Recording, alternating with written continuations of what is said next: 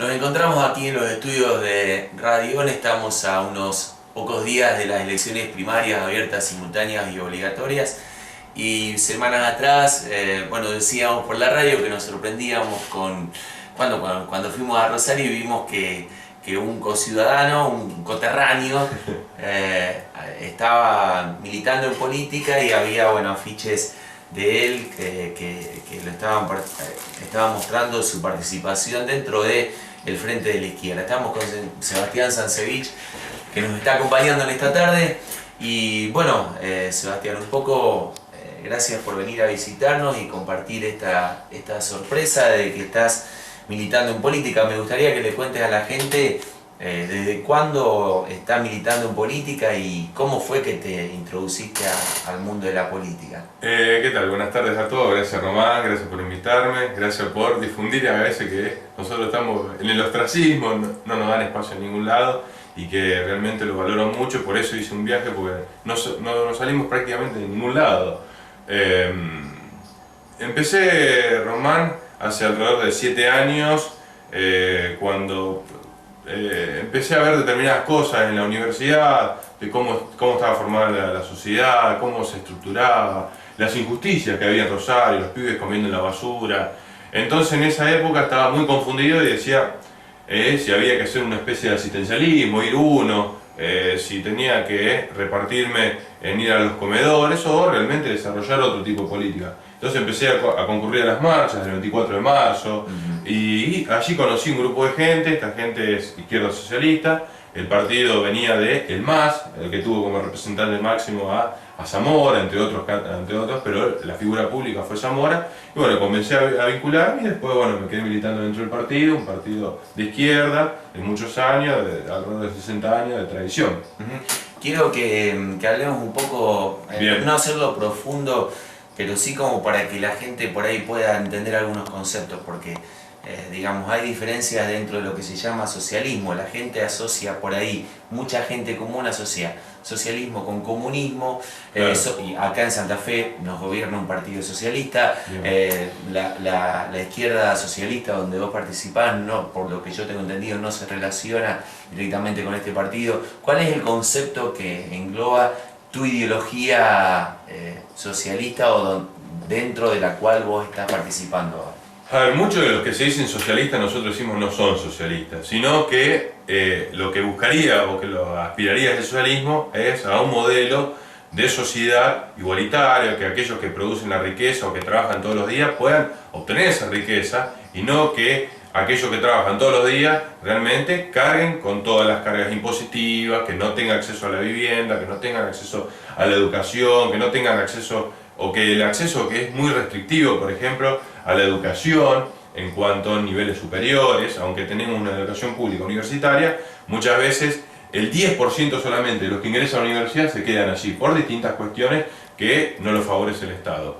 Entonces, el socialismo, por ejemplo, acá en la provincia, nosotros tenemos una provincia socialista, pero no se diferencia nada de otros modelos de sociedad en donde los ciudadanos o los conciudadanos no pueden realmente acceder a una vivienda particular porque se le hace muy difícil, no tiene política de créditos, realmente no vemos la política de precios con respecto a todas las cosas, ya sea desde lo más básico que es la leche, la carne, el pan, realmente tiene una carga impositiva enorme. Y así podríamos enumerar un montón de cosas que se le hace muy difícil, aun cuando labura todos los días más de la jornada, es decir, que supuestamente sería 8 horas. ¿Y cómo se hace para construir, la base de... se ha terminado la discusión de capitalismo, comunismo, creo que no existe más, no sé si coincidís. No.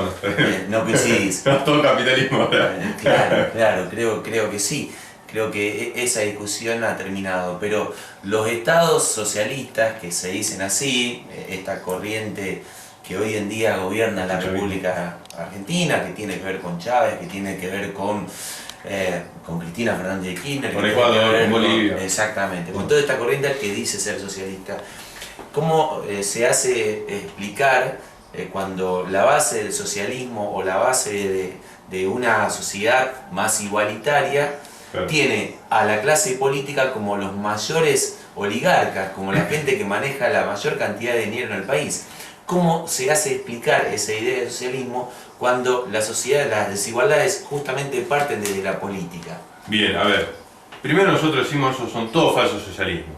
Desde el modelo cubano, desde hace 50 años, hasta el modelo ruso que existió desde el 23 hasta la actualidad, o de Wiener o del Castro chavismo, son falsos socialismos. Miremos, por ejemplo, de nuevo, el carácter de la propiedad, que se sigue manteniendo la propiedad como una propiedad privada, y segundo, que todas las cuestiones que son derechos están tenidas por la ganancia. Entonces, vos, el derecho a transportarme es un derecho, sí, bien, pero si yo no tengo dinero no puedo transportarme y no tengo acceso a realmente el transporte. El derecho a la alimentación es un derecho humano, ¿tá? Que no, irreemplazable. Ahora, si uno no tiene dinero, si no puedes conseguir, tampoco nadie te la provee. Entonces te morís de hambre en un país como la Argentina, como la gente del Chaco, de determinadas comunidades que no tienen acceso a la alimentación y se mueren en Chaco de desnutrición, en la ciudad, un país que gobierna o que alimenta a 300 millones de ciudadanos. Entonces, todos aquellos que se proponen los modelos socialistas son modelos falsos socialismo que dicen hacer una cosa pero hacen otro. El doble discurso. El modelo cubano es una dictadura, el modelo ruso fue una dictadura y muchos de los casos, como por ejemplo el chino, son dictaduras capitalistas. Todos los derechos fundamentales de los hombres están tenidos por la ganancia.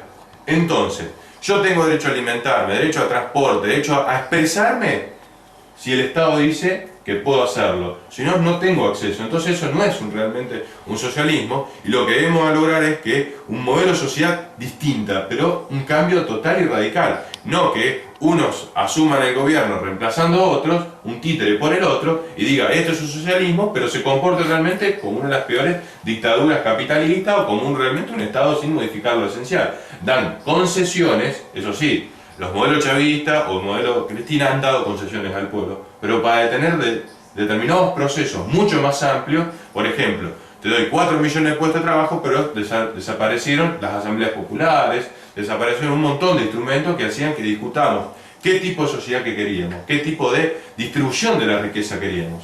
Están desapareciendo también los medios independientes, lo cual es peligroso. Sí, sí. La verdad que otra de las cuestiones que se dicen en los modelos del Castro chavismo, los modelos de Evo, del modelo de Venezuela, el modelo de Ecuador, que toda Latinoamérica tiene una ley prácticamente similar se llama democratización de los medios públicos. Esos medios lo único que hacen es le sacan los medios a uno y la reparten ellos en función de cuán acuerdo esté con el gobierno. Pero esto existe acá, existe en Bolivia, existe en Ecuador, existe en Venezuela. Una política de Estado que deberá discutirse durante mucho tiempo de cómo se deben manejar los medios públicos, básicamente, donde deben ser heterogéneos y no deben responder a un brazo político. No, además es como decís vos, es decir, muchas veces vedan la posibilidad de poder expresar. A ver, nosotros queremos ir a expresarnos en el grupo 1, en lo que es en la ciudad de Rosario, y está totalmente vedado. O, por ejemplo, en Santiago del Estero, nuestros compañeros candidatos a diputados están totalmente perseguidos por la policía porque no piensan y no se expresan de la misma forma que el signo político de Zamora, que es el gobernador de Santiago del Estero, que es un gobierno supuestamente también nacional y popular, ¿viste? Entonces, una cosa es lo que se dice, otra cosa es los hechos. Siempre hay que ver, siempre lo que nos empareja es la realidad, no los dichos, porque yo puedo decir que soy rubio de ojos celeste, pero en la realidad es otra cosa. Ahora, estará en los ciudadanos elegir qué realidad quiere realmente escuchar, o la de los gobiernos de Cristina, o la realidad de su bolsillo, porque yo tengo muchos compañeros que sí son cristianistas, pero están precarizados, que están en negro, la ley de RT cuando se enferman no los cubre, no tienen un buen transporte público, no tienen crédito público para acceder a la vivienda, y mientras tanto siguen sosteniendo el modelo. Pero bueno. ¿Y cómo se explica ese fanatismo, haciendo un análisis de que vos decís, hicieron cristianistas? Porque creo que erróneamente el contexto de los últimos años en Argentina nos hace poner o nos hace pensar de que hay que estar de un lado o del otro, cuando en realidad hay un montón de opciones más. Sí, seguro. A ver, el gobierno de Cristina, el gobierno de Néstor, es el gobierno que mejor leyó el 2001.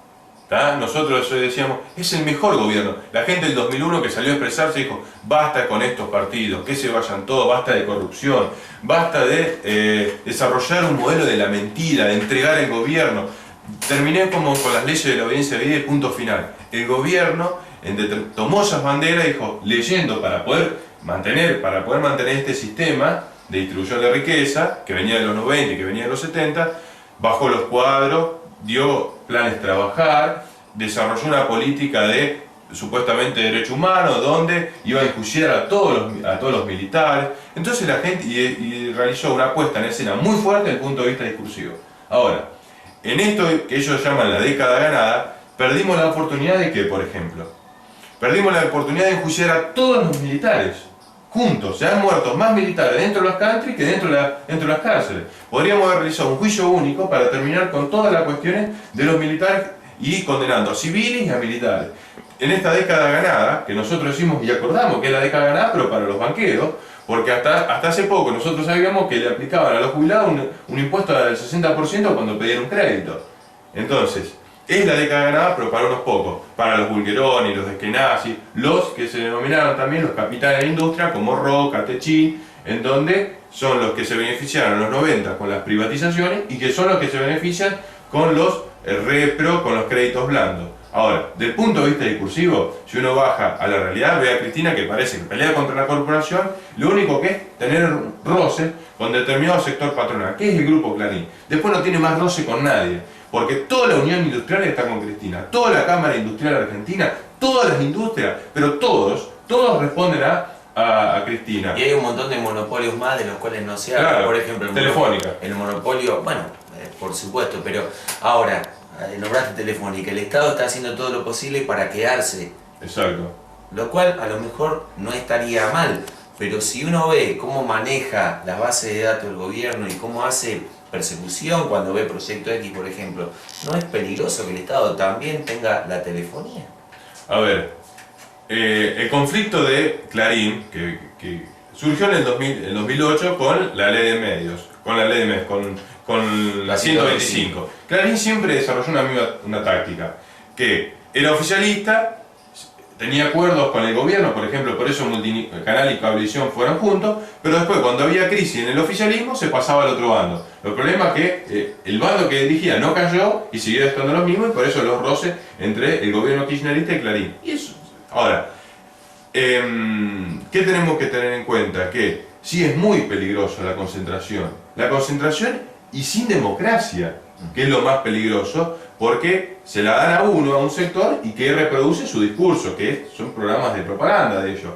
Entonces, si uno hoy en día quiere montarse una radio, tenés que discutir con el AFCA, que te pide plata, que te da concesión si quiere. No, y entonces, en lo discursivo ves una letra que dice democratización de los espacios, la participación de las universidades, pero son son los espacios de ellos. Los que están siendo asesinados no tienen derecho. La gente que ha sido perseguida por el Proyecto X no tiene ni el derecho a salir a ningún lado. Aunque en las leyes está plasmado, después en los hechos no sucede. Y es muy peligroso, como vos decías, porque realmente vemos que lo que se dice para democratizar sirve muchas veces para la impunidad. Vamos al caso de la justicia. ¿Para qué se quiere la democratización de la justicia? ¿Para proteger a Jaime? ¿Para proteger a la gente de la cámpora que dirige Aerolíneas Argentinas? Entonces, estará la gente decir, bueno, sigo eligiendo, por eso en las elecciones, ¿qué hago? Si elijo a la gente, a los candidatos de Cristina, estoy eligiendo por la gente que va a apostar por mantener la corrupción de los Jaime, de los siriglianos, que estaban en el sistema de los ferroviarios, voy a apostar por los candidatos de Chevron. Es decir, esto es muy grave, que el gobierno siga entregando al mismo modelo que hacía en los 90 o que hacía en los 70, entregar todas las riquezas naturales y sin ningún tipo de restricciones. Bien, hablale directamente a la gente que te está conociendo y que es de Santa Fe, o vas a ir como candidato a diputado nacional por la provincia de Santa Fe, y bueno, el espacio es para que le digas lo que quieras y para que, le expliques por qué sos candidato a diputado por la izquierda. A ver, yo soy candidato a diputado por la izquierda no solamente por lo que denuncié, sino por las propuestas, que es lo que no tiene nadie.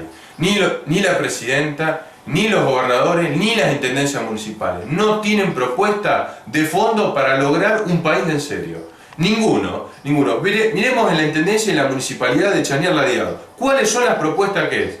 Quieren traer el gas, van a terminar con la droga que existe en la municipalidad de Rosario. No tienen ningún tipo de propuesta. Entonces, nosotros decimos que sí. Para los jubilados, el 82% móvil. Basta de inflación. ¿Cómo? Aumentando los sueldos y estableciendo una política de precios, máximo y mínimo, y eliminando el impuesto más regresivo del cual el Estado más recauda, que es el IVA, que es el impuesto que se le aplica a la clase obrera. Establecer un sistema ferroviario. Acordémonos cómo era el país con un sistema ferroviario cuando funcionaba y cuando era eficiente. No el modelo que nos vendieron en los 90, no el modelo ineficiente en virtud de la burocracia sindical. Necesitamos reestatizar todo el sistema ferroviario para que el transporte de la carga subsidie al transporte de los pasajeros. Lograr un modelo eficiente, que se abran de nuevo los talleres ferroviarios. Necesitamos realmente que todos los trabajadores de la Argentina estén en blanco, bajo un convenio único y con discusiones, con asambleas en sus lugares de trabajo.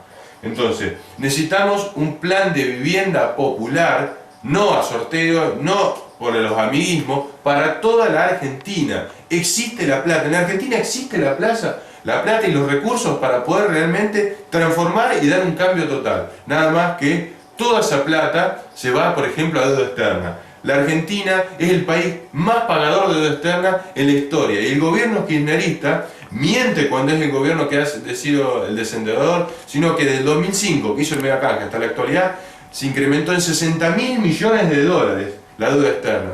Con eso se pudiera haber terminado prácticamente con todo el déficit de las viviendas populares en la Argentina. Por ejemplo, con La Plata, cuando fue la inundación de La Plata, la Argentina entregó 400 millones de pesos, y en el mismo día entregó alrededor de 4.000 millones de dólares. Entonces, plata existe, nada más que no la dan, nada más que la destinan a otros lugares, la destinan a la corrupción, a los empresarios amigos como Bulgeroni, a los Jaime, a los Sirigliano, a los capitales de industria. Entonces, hay que terminar con este sistema corrupto, hay que lograr democracia, realmente una democracia más participativa, que la gente no pueda ser perseguida en su sindicato o por la empresa si quiere discutir su salario, si quiere discutir que se le termine el impuesto a las ganancias. Una de las cosas que nosotros tenemos es la eliminación del impuesto a la ganancia. El trabajo no es una ganancia, no puede haber nunca una ganancia. Entonces, tenemos que eliminar estos impuestos, tenemos que lograr viviendas, tenemos que lograr que el presupuesto de la educación sea el 25%, como dijo la UNESCO en 1960, que para ser un país serio necesitamos el 25% del presupuesto a la educación. Esos son los proyectos que realmente necesitamos, no más cháchara, más espejito de colores, como nos quieren vender, y no nos dicen qué va a pasar con este país, realmente si vamos a tener gas natural o si vamos a seguir dependiendo de la garrafa, al negocio de cualquiera que vende la garrafa. Entonces, necesitamos realmente propuestas de fondo para lograr revertir esta situación que nosotros tenemos, porque tenemos los recursos nada más que se destinan para otra cosa. Muchas gracias por venir. Bueno, gracias Román, gracias a toda la comunidad. Y una última cosa, que en las elecciones primarias nosotros necesitamos 35.000 votos, que si no logramos esos 35.000 votos, los reclamos, las denuncias que nosotros hacemos y que solo la izquierda la hace y que mucha gente, activistas, se los cuentan a la izquierda para que nosotros hagamos, no van a aparecer en las elecciones generales de octubre, y que es una ley electoral que dispuso el kirchnerismo. Entonces, necesitamos 35.000 votos, les pedimos a la gente que se participe y que se anote como fiscal. Yo dejo mi número de teléfono, que es 0341 156 71 33 95, que me llamen por favor si quieren ser fiscales para que controlen los votos. Muy bien.